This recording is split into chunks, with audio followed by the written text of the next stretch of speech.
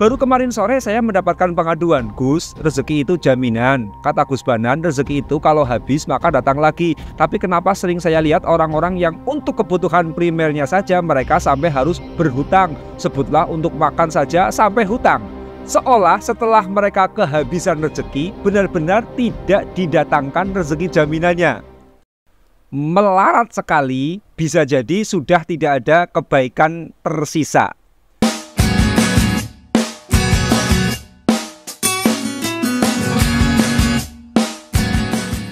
Ada seorang teman saya, dia berprofesi sebagai terapis dengan basic ilmu kejawen. 2 tahun lalu dia orang yang bingung dan panik, rezekinya seret sana sini punya hutang. Sampai dia mengadu kepada saya, lalu saya jawab, banyak-banyak bantu orang lain. Itu jawaban singkat saya. Kemarin saya bertemu dia, di rumahnya sedang banyak sekali pasien. Dia bilang kepada saya, Alhamdulillah Gus, hampir 2 tahun saya prioritaskan membantu orang lain. Dibayar tidak dibayar, saya komitmen bantu orang lain dengan ilmu pengobatan yang saya ketahui. Sekarang Alhamdulillah pengobatan saya mulai berkembang, rezeki saya juga membaik. Tidak beberapa lama dia masuk kamar, lalu keluar dengan bawa uang. Ini Gus, hutang saya 2 tahun lalu saya bayar. 2 tahun lalu memang dia punya hutang pada saya masih ingat, tapi saya kira dia sudah lupa. Nah, ternyata dia tidak lupa. Ada juga seorang jamaah pengajian di daerah saya, dia sowan pada seorang kiai, mengeluhkan repotnya ditagih bank. Hidupnya terasa sangat mencekam, terus diburu-buru cicilan hutang. Si kiai menyusuri spiritualitas si jamaah, tingkat hubungan baiknya dengan orang tua, dengan anak istri, dengan tetangga, ditanyakan semua oleh si kiai. Hasilnya ya ternyata semua baik-baik saja. Lalu si kiai pinjam Android, pinjam handphone si jamaah tersebut. Dia suruh santrinya mengecek isi Androidnya. Ternyata Androidnya penuh film bokep. Si kiai langsung komentar, lah ini penyebabnya rezeki dan hidup Anda jadi ruwet. Nah, setahun kemudian si jamaah datang lagi. Aneh sekali kiai, sesudah saya merasa sangat malu kepada Allah dan kepada kiai, ketahuan banyak film bokep di Android saya. Pasca kejadian itu saya berkomitmen tidak lagi menyentuh video bokep. Sekarang ini hutang saya masih ada di bank, tapi pihak bank sepertinya lupa menagih hutang. Sudah setahun ini tidak ada debt collector yang datang ke rumah saya. Pada saat si jamaah bertemu saya cuman menambahkan spirit. Agar lebih berkah, sebaiknya komitmen untuk bayar hutang, karena hutang tetap dicatat hutang oleh alam semesta. Kalau getaran spiritual taubat Bapak diarahkan agar hutang lunas, nanti juga disanggupkan untuk membayar lunas. Sekarang Bapak dihindarkan dari debt collector, itu karena energi spiritual taubat Bapak diarahkan untuk menghindar dari hutang. Tapi saya pikir hutang tetap hutang, tidak ditagih di sini, akan ditagih di kehidupan lanjutan, tegas saya. Segala partikel alam semesta dapat hidup lestari karena mereka mendapatkan kebaikan kontinu dari sistem alam semesta. Contoh, tumbuhan tidak akan subur bahkan bisa mati ketika kurang mendapatkan kebaikan berupa sinar matahari. Demikian pula ketika kurang air, kurang pupuk dan lain-lain, atau kelebihan sinar matahari, air atau pupuk.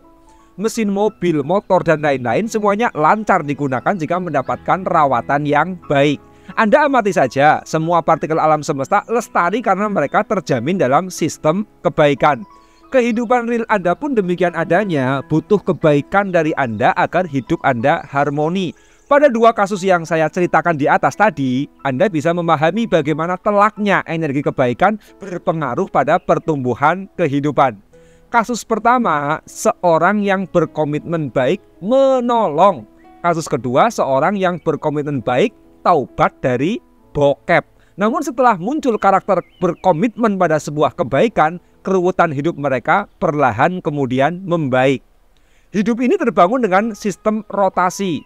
Di 2023 ini baru diadakan Asian Games. Setelah selesai semua, 4 tahun ke depan pagelaran yang sama dimulai dari nol lagi, membentuk rotasi periode. Karena sistem rotasi ini, Anda yang berasal dari Tuhan akan kembali kepada Tuhan. Jadi hidup ini berasal dari A kembali lagi ke titik A, bukan memulai dari A kemudian berakhir di titik Z. Kebaikan kehidupan ini dimulai dari diri Anda dan kembali lagi pada Anda. Resiko baik dan buruk itu adalah hasil kerja Anda. Maka ini untuk mendapatkan kebaikan Anda juga harus menukarkannya dengan kebaikan. Kalau Anda ingin mendapatkan kebaikan berupa Toyota Fortuner, Anda harus mengeluarkan kebaikan ke dealer Toyota lebih dari 600 jutaan. Tapi kalau kebaikan yang Anda pertukarkan ke dealer Toyota baru senilai 100 juta, Anda baru dapatkan kebaikan berupa Toyota Agya. Ya begitu sistem rotasi hidup, muter-muter energinya tapi balik lagi ke diri sendiri. Man amila sholihan falinafsi wa man asa'a fa'alaiha wa ma rabbuka bidzallamin lil abid. Barang siapa yang mengerjakan amal yang saleh maka untuk dirinya sendiri, dan barang siapa mengerjakan perbuatan jahat maka untuk dirinya sendiri pula. Dan sekali-kali tidaklah Tuhanmu menganiaya hamba-hambanya. Al-Quran Surat Fussilat ayat 46. Baru kemarin sore saya mendapatkan pengaduan, Gus, rezeki itu jaminan. Kata Gus Banan, rezeki itu kalau habis maka datang lagi. Tapi kenapa sering saya lihat orang-orang yang untuk kebutuhan primernya saja mereka sampai harus berhutang. Sebutlah untuk makan saja sampai hutang. Seolah setelah mereka kehabisan rezeki, benar-benar tidak didatangkan rezeki jaminannya. Sebagian dari Anda mungkin ada yang masih di dimensi kehidupan yang demikian. Sudah waktunya bayar tagihan listrik, duitnya belum ada. Sudah waktunya beli susu, rezekinya tidak ada. Sudah waktunya ini dan itu, kecukupannya belum ada. Atau bahkan lebih parah dari itu, Anda di dimensi sudah jatuh tertimpa tangga, ruwet kanan, ruwet kiri, malah atas bawah bolong.